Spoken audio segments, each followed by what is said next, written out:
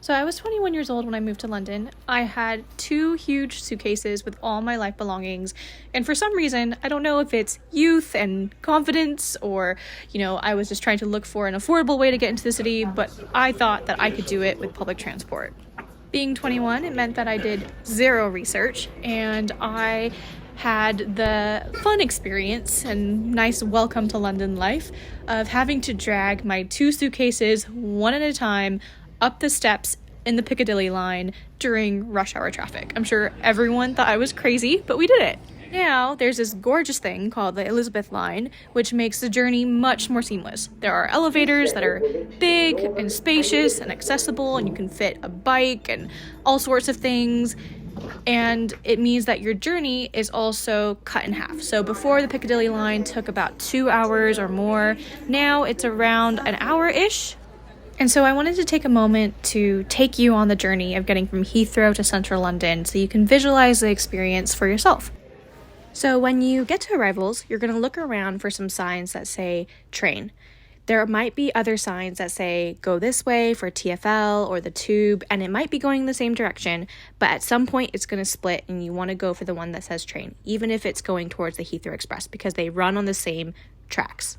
And so when you get to the end of the tunnel, you should find an area with some gates as well as an opportunity to purchase an Oyster card or a one-way ticket to use the public transport system. I would recommend bypassing this line and don't wait there, and instead leverage the contactless payment system. This could mean your regular bank card, so a regular credit card or debit card. It could also be a credit card that is tied on your phone. And once you set this up, it just means that you can use the same card for all your commuting in London. And now you just simply take the nice big elevators down to the train level. This situation, Terminal 3 had blocked out the route to go directly from arrivals, and so we had to go up to departures, but there was another way to go back down. So never fear if you're outside of the airport by the time you are trying to decide to use public transport. There is an elevator to go back down to the public transport level. And so when you get down to the train level, you'll see that there are 2 trains that run from the tracks. There is the Heathrow Express, which is a little bit more expensive, and there is the Elizabeth line.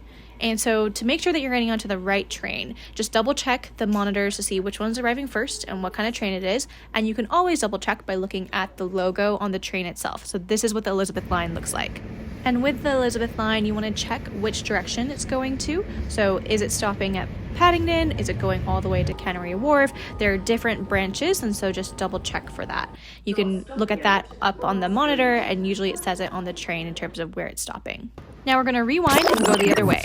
And so here we're going to start from London Paddington, going to Heathrow Airport. Again, you can bypass buying an individual ticket or an Oyster card by using your contactless payment card. You're going to go down the escalators here, or you can also use an elevator.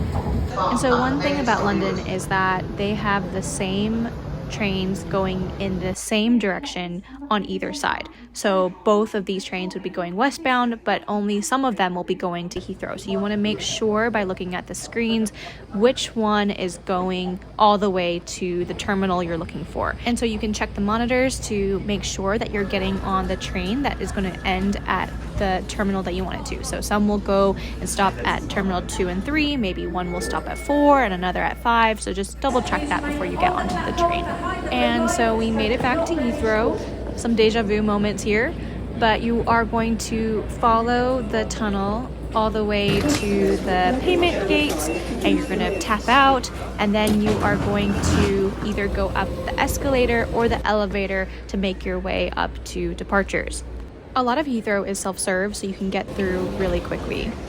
Heathrow is also trialing this new tech, which is called Timeslot, which is essentially a way for you as a passenger to pre-book your time when you're going to go through security. And so the thing to know is that it's just an estimate. It doesn't have to be the exact time that you're going to go through. It's kind of just a way, I think, where they're able to best monitor when you're planning on traveling and have that data in their system. And so you look for your flight. It'll give you 15-minute increments I know that I was super late one time, and I think it was like 45 minutes late, and the staff was super generous and let me go through. And so just to reassure that it's just an extra thing that you can do just in case that there is a line when it goes through security. But to be honest, because the staff weren't super stickler in terms of me missing my slot that one time, I'm actually not sure how much faster it is to go through this way. I mean, this is me going through when I had made it a little bit earlier, and there's still a little bit of a wait, but there's really no incentive to get through security super fast because Heathrow only shows your gate around 30 minutes before boarding time. Another thing to factor in is how long it will take you to get to the gate itself. And I really don't know why they do that, because it means you just have loads of people running to the gate last minute. Well, I hope this was helpful and that it gives you a good sense in terms of what to expect when you go from the airport to London or vice versa, and it shows you just how seamless it is. So you should feel totally empowered to take public transport when you are trying to go to the airport. And so just wishing you a safe onward journey and hope to see you again soon.